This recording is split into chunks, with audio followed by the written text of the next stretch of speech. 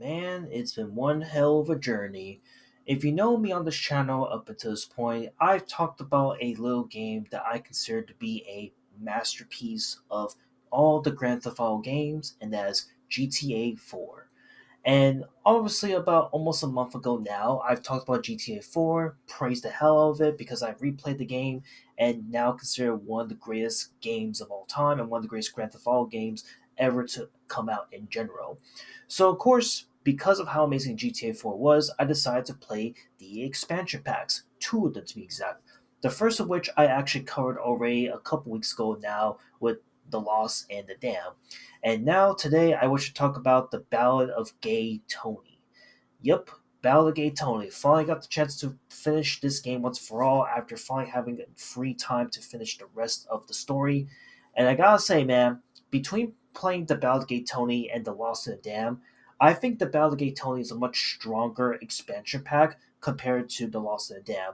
And it makes a lot of sense when you consider that this version of GTA 4 came out about roughly like immediately after the Lost in the Dam, and this one has like a whole whole new switch up compared to what the Lost in the Dam offered. And in the Battle of Gay Tony, it's pretty clear like who's the star of the show, where it's going, and everything. So first off, I guess we'll start with like the game mechanics in this game.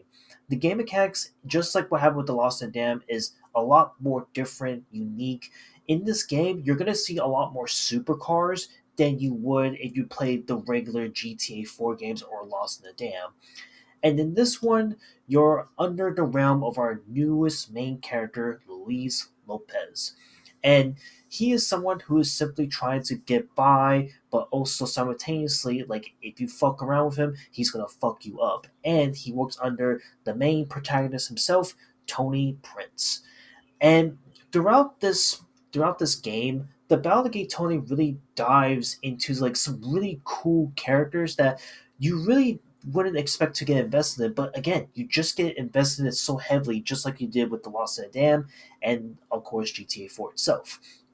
And in Ballad of Gay Tony's case, this game really does dive deep into like how Luis plays a role in the events leading up to like some key missions in GTA 4, just like what how it was with Johnny from his game respectfully.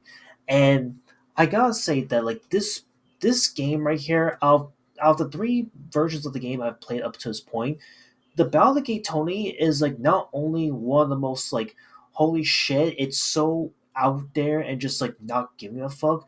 But to me, this game actually feels like the building blocks of what was to come with GTA 5, with how insane and outlandish that game would end up becoming when that game eventually dropped.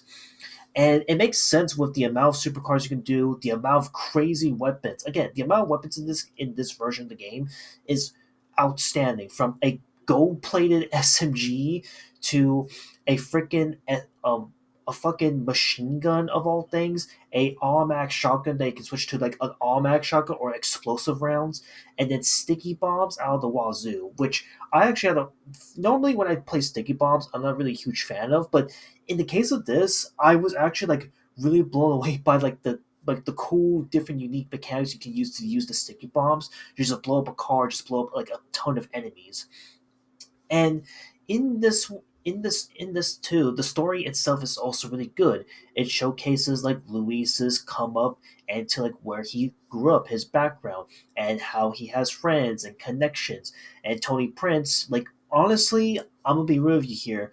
Between Tony Prince and the other main protagonists that it follows deeply to in these two expansion packs, Tony Prince is probably one character that you're most likely going to hate tremendously. And I myself, unfortunately, do not like Tony Prince's character, but that's the beauty of it. You just get so hooked on this character and the world at large that you're just wondering, like, man, how is this going to play out? Is Louis going to have like a happy ending throughout all of this because of everything that's transpired and what role he plays, or is it going to end and crash and burn? And I gotta say, like this one actually has a lot more beefier missions. The side quest here is like really cool and creative, from like doing nightclub dances, playing golf, being able to do triathlons. I believe this is the first version of the game to actually introduce triathlons in GTA 4. and in itself, and simultaneously, like this game is just really creative with its collectibles, side missions, weapons, as much as I've already stated many times up to this point. So there was a reason why I've been. It's been a while since I even talked about like where I am with GTA 4 because I've been so lost with the Ballad of Tony. This has a lot more detail to the game that I didn't expect at all. Whereas the Lost in the Dam, it felt really short, really got straight to the point. And while I did like that game initially, this one I think is like a really good, like clear improvement from where Lost in the Dam was, in my opinion. And for me, Ballad Tony now not only like was able to like answer a lot of, like maybe like some empty plot holes that happened in the original GTA 4 game itself, but simultaneously it was able to like just showcase why GTA 4 once again is now my favorite Grand Theft Auto game of all time.